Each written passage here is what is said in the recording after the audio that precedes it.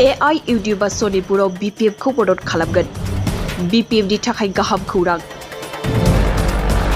दरं उदालगुरि लकसभानि अनगायै Sonitpur Lok Sabha बियाबावबो AIUDF BPF खौ मदद खालामगोन।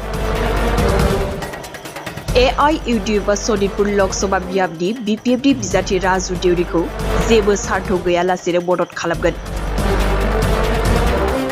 सनितपुर आरो बिश्वनाथ जिल्ला कमिटि AIUDF नि दैदेनगिरिफोरा मंगलबार खालि खौरांगिरि मेल खुंनानै बे बाथ्राखौ फोसावदों। मख'नो गोनांदि AIUDF दोलोआ दरं उदालगुरि लकसभा बियाबावबो BPF नि बिजाथि दुर्गा दास बर'खौ थोंजों मदद खालामदों। बेनि उनाव सनितपुर लकसभा बियाबावबो BPF नि बिजाथि राजु देउरिखौ AIUDF आ मदद खालामगोन होननानै फोसावदों। मख'नो गोनांदि AIUDF नि मदद खालामनाया BPF नि थाखाय माबायदि बानजायनां जायो बेखौ समाजनो खोन्थागोन। AIUDF आ सनितपुराव BPF खौ मदद खालामगोन। BPF नि थाखाय गाहाम खौरां।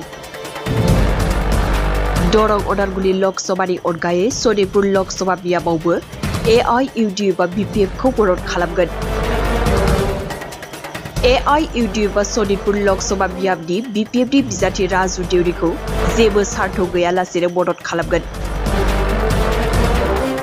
सनितपुर आरो बिश्वनाथ जिल्ला कमिटि AIUDF नि दैदेनगिरिफोरा मंगलबार खालि खौरांगिरि मेल खुंनानै बे बाथ्राखौ फोसावदों।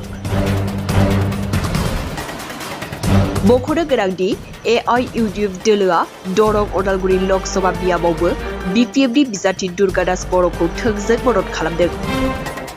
बेनि उनाव सनितपुर लकसभा बियाबावबो BPF नि बिजाथि राजु देउरिखौ AIUDF आ मदद खालामगोन होननानै फोसावदों। मख'नो गोनांदि AIUDF नि मदद खालामनाया BPF नि थाखाय माबायदि बानजायनां जायो बेखौ समाजनो खोन्थागोन।